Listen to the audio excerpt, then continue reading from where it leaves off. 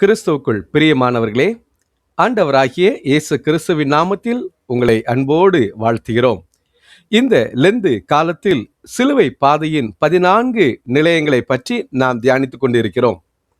இந்த நாளிலும் சிலுவை பாதையின் 4ஆம் நிலையத்தை பற்றி தியானிக்க இருக்கிறோம். இதை உங்களுக்கு தொகுத்து வழங்குகிறவர் reverend David Paramanandam, Diocese of Bombay, Church of North India, Mumbai, India. Produced by Gamaliel Bible College, Mumbai, India. இந்த நாளின் தியானத்திற்காக ஜெபம் செய்வோம். அன்பு நிறைந்த இயேசுவே, உம்முடைய சிலுவை பாதையின் 4ஆம் நிலையை நாங்கள் தியானிக்க தொடங்குகிறோம். எருசலேமின் அந்த புழுதி படிந்த வீதிகளில் உடல் நைந்து இரத்தம் சிந்தி பாரமான சிலுவையின் கீழ் நீர் தள்ளாடி சென்ற பொழுது உம்முடைய அன்பு தாய் மரியாளை நீர் சந்தித்த அந்த உருக்கமான தருணத்தை எங்கள் மனக்கண்ணில் கொண்டு வாரும். 30 ஆண்டுகளுக்கு முன்பு ஆண்டவருடைய அடிமை என்று சொன்ன அந்த அன்னையின் அர்ப்பணிப்பு இன்று உமது பாடுகளின் ஒரு பங்காக மாறி இருப்பதை நாங்கள் காண்கிறோம். ஆண்டவரே, இந்த தியானத்தின் வழியாக தாய்க்கும் மகனுக்கும் இடையே நிலவிய அந்த புனிதமான மௌனத்தின் அர்த்தத்தை நாங்கள் புரிய செய்யும். எங்கள் இதயங்களில் இருக்கும் கல் நெஞ்சை மாற்றி மரியாளின் அந்த வீரத்தையும் கீழ்ப்படிதலையும் நாங்கள் கற்றுக்கொள்ள எங்களை ஆசீர்வதியும். உமது பாடுகளின் வழியாக உலகிற்கு நீர் தந்த மீட்பை ஒரு தாயின் கண்ணீரின் வழியாக நாங்கள் ஆழமாக தியானிக்க உமது தூய ஆவியானவர் எங்களுக்கு துணை நிற்பாராக. ஆமென்.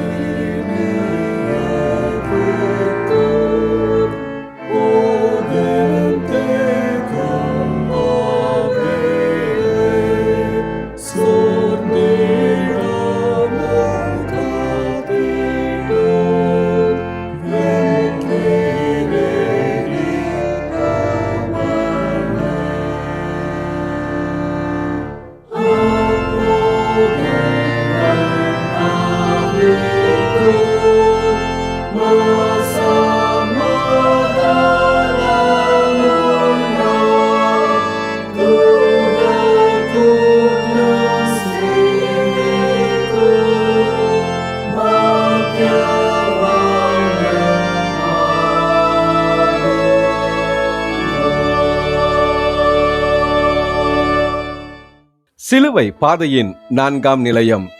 இயேசு தன் தாய் மரியாளை சந்திக்கின்றார்.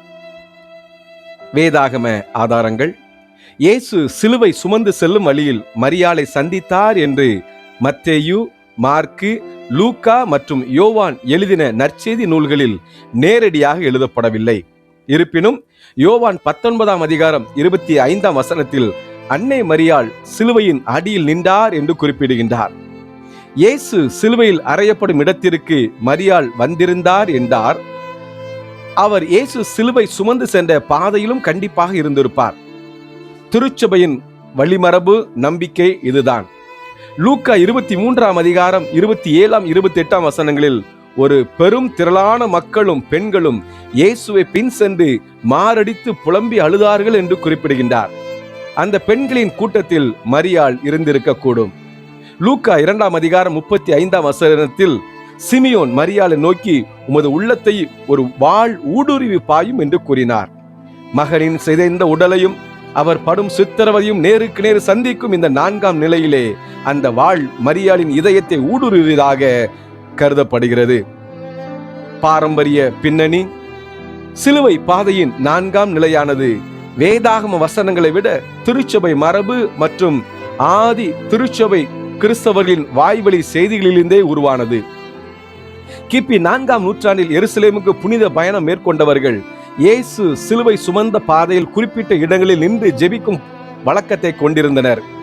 இதில் இயேசு மரியாளை சந்தித்த நிலையம் ஒரு முக்கியமான இடத்தை பிடித்தது.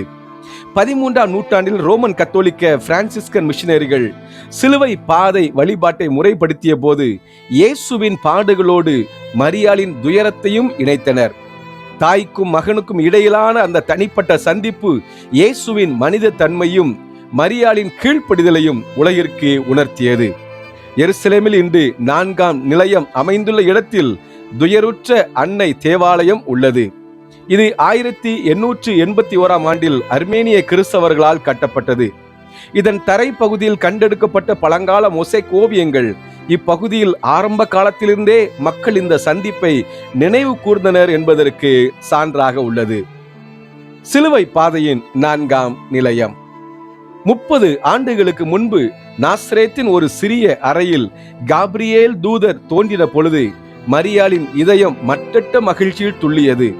இதோ நான் ஆண்டவருக்கு அடிமை என்று அவர் அன்று சொன்ன பொழுது அந்த பணிவு அவரை எருசலேமின் இந்த இரத்தம் படிந்த வீதிகளுக்கு இட்டு செல்லும் என்று அவர் கற்பனை செய்திருக்க மாட்டார். அன்று பெத்லகேமின் மாட்டுத் தொழுவத்தில் மென்மையான வைக்கோல் மீது தன் மகனை முதலில் கிடத்திய அதே கரங்கள் இன்று கல்லும் முள்ளும் நிறைந்த பாதையில் பாரமான சிலுவைக்கு அடியில் நசுங்கி வரும் தன் மகனை தொட துடிக்கின்றன. 5 மாதங்கள் தன் கருவில் சுமந்து தாளாட்டி பாலூட்டி வளர்த்த அந்த பாலகன் இன்று ஊரே தூற்றும் ஒரு குற்றவாளியாக இரத்த கரையோடு சிதைந்து வருவதைக் கண்டு மரியாளின் தாய்மை கதறுகிறது. இயேசுவின் உடலில் விழுந்த ஒவ்வொரு சாட்டையடியும் மரியாளின் இதயத்தில் ஒரு ஆழமான வடுவை ஏற்படுத்தியது. இயேசுவின் தலையில் அழுத்தப்பட்ட முள்முடி மரியாளின் ஆன்மாவை சிதைத்தது. எருசலேமின் அந்த நெரிசலான புழுதி பறக்கும் கூச்சலிடும் வீதிகளில் இயேசுவும் மரியாளும் ஒருவரை ஒருவர் பார்த்து கொண்ட அந்த நொடி உலகமே ஒரு நிமிடம் ஸ்தம்பித்தது. அங்கே நிலவியது ஒரு புனிதமான மௌனம். உடல் முழுவதும் தாங்க முடியாத வேதனை இருந்தாலும், மரணத்தின் பிடியில் தள்ளாடி கொண்டிருந்தாலும், இயேசுவின் கண்கள் கூட்டத்திற்கு நடுவே தன் தாயை தேடி கண்டடைந்தன. மகனின் உடலில் வடியும் ஒவ்வொரு சொட்டு இரத்தமும் தாயின் கண்ணீராக பெருகியது.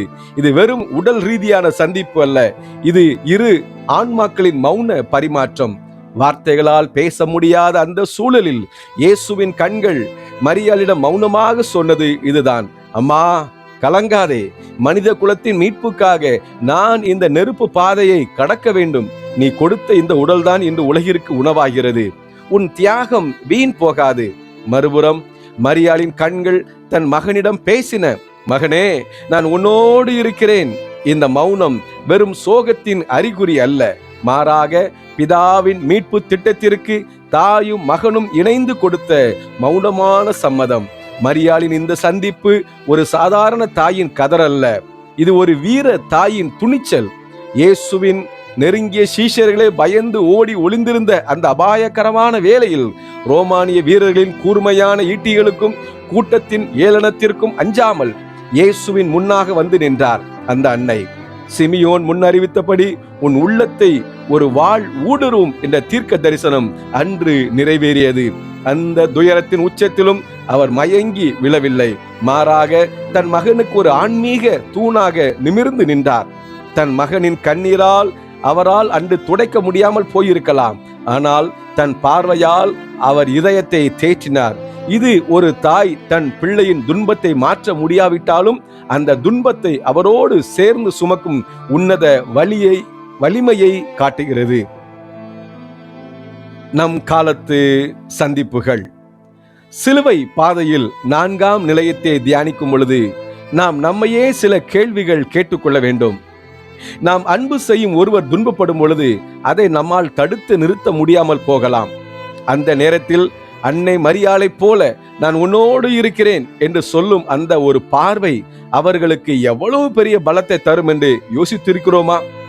கடவுளின் திட்டங்கள் நம் அறிவுக்கு எட்டாத போது புலம்பிக் கொண்டிருக்காமல் மரியாளைப் போல மௌனமான சம்மதம் கொடுக்க நாம் தயாரா?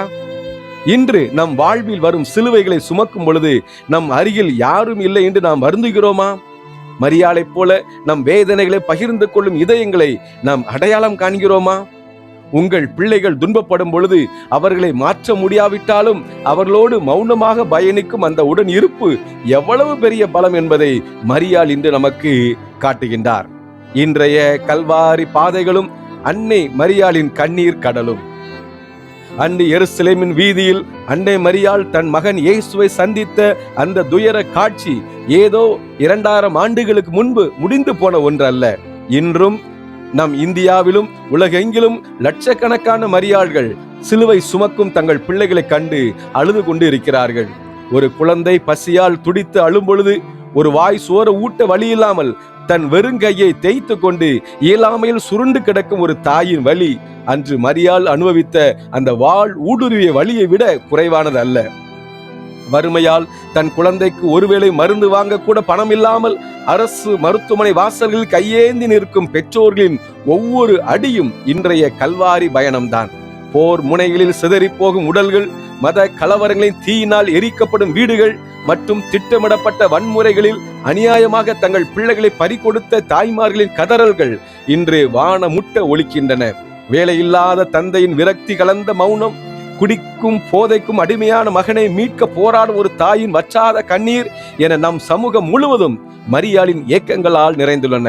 அதிகார வர்க்கத்தால் பொய்யான வழக்குகளில் சிக்க வைக்கப்பட்டு சிறை கம்பிகளுக்கு பின்னால் வாடும் தன் மகனுக்காக தள்ளாத வயலும் நீதிமன்ற படிகளில் நீதிக்காக காத்திருக்கும் அந்த பெற்றோர்கள், இவர்கள்தான் இன்றைய காலத்தின் துயருற்ற அன்னையர்கள். இன்றைய சமூக பாடம் கண்ணீர் துடைக்கும் கிறிஸ்துவின் கரங்களாவோ. இந்த தியானம் நமக்கு விடுக்கும் அறைகூவல் வெறும் அனுதாபம் அல்ல, அது ஒரு மாபெரும் செயல் வீரம். தங்கள் பிள்ளைகளை இழந்து அல்லது அவர்களின் இருண்ட எதிர்காலத்தை எண்ணி தவிக்கும் பெற்றோர்களுக்கு நாம் வெறும் பார்வையாளர்களாக இருக்கக்கூடாது. நம்மிடம் இருப்பதை இல்லாதவர்களுக்கு மனம் உவந்து பகிர்ந்து கொடுக்கும் பொழுது அங்கே ஒரு தாயின் பசி தீருகிறது, ஒரு தந்தையின் பாரமான சுமை குறைகிறது. பெற்றோரை இழந்த அல்லது அனாதரவாக வீதியில் விடப்பட்ட குழந்தைகளுக்கு நாம் அன்பான பெற்றோராக மாறும் பொழுது அங்கே இயேசு மரியாளின் துயரத்தை துடைக்கிறார். மரியாள் தன் மகனின் துன்பத்தை தடுத்து நிறுத்த முடியவில்லை, ஆனால் அவர் கடைசி வரை உடனிருந்தார். இன்று நம்மை சுற்றி கல்வாரி பயணம் மேற்கொள்ளும் குடும்பங்களுக்கு நாம் உடன் இருக்க தயாரா? அவர் செய்த பாவத்தால் தான் அவருக்கு இப்படி நடக்கிறது என்று தீர்ப்பிடும் கூட்டத்தோடு சேராமல் அவர்களின் கண்ணீரை துடைக்கும் கைக்குட்டையாக நாம் மாற அழைக்கப்படுகின்றோம். இதை நாம் கருத்தில் கொண்டு நாம் ஜெபம் செய்வோம். எங்கள் மீட்பராகிய இயேசுவே, அன்று கல்வாரி பாதையில் உம்மை பின்தொடர்ந்து உமது தாயின் மௌனமான ஆதரவிற்காக உமக்கு நன்றி கூறுகிறோம். உன் உள்ளத்தை ஒரு வாள் ஊடுருவும் என்ற தீர்க்க தரிசனத்தை அன்னை மரியாள் இன்று உம்மோடு இணைந்து சுமந்ததை கண்டோம். ஆண்டவரே, இந்த தியானம் எங்களை வெறும் பார்வையாளராக மட்டும் விட்டு விடாமல் இன்றைய சமூகத்தில் மரியாளாக அழுது கொண்டிருக்கும் லட்சக்கணக்கான தாய்மார்களின் கண்ணீரை துடைக்க எங்களை அழைக்கின்றது. பசியால் வாடும் பிள்ளைகளை கண்டு துடிக்கும் தாய்மார்கள், வறுமையால் மருந்து வாங்க முடியாமல் தவிர்க்கும் பெற்றோர்கள் மற்றும் போரில் அல்லது குண்டு வெடிப்புகளில் அல்லது விபத்துகளில் தங்கள் பிள்ளைகளை பறிகொடுத்தவர்களின் துயரத்தில் நாங்கள் பங்கெடுக்க எங்களுக்கு அருள் தாரும். அவர் செய்த பாவத்தால் தான் அவருக்கு இப்படி நடக்கிறது என்று தீர்ப்பிடும் கூட்டத்தோடு சேராமல் பாதிக்கப்பட்டவர்களின் பக்கம் நின்று நீதிக்காக போராடும் கிறிஸ்துவின் கரங்களாக எங்களை மாற்றும். மரியாள் உம்முடன் கடைசி வரை உடன் இருந்தது போல நாங்களும் ஒதுக்கப்பட்டவர்கள் மற்றும் ஒடுக்கப்பட்டவர்களின் வாழ்வில் உடனிருக்கவும், மரித்து போன மனிதாபிமானத்தை எங்கள் செயல்கள் மூலம் மீண்டும் உயிர்ப்பிக்கவும் எங்களுக்கு துணிவை தாரும். மரியாளின் துயரம் தீரட்டும், உமது அன்பு எங்கும் பரவட்டும். பிதா, குமாரன், பரிசுத்த ஆவியானவரின் நாமத்தினாலே ஆமேன்.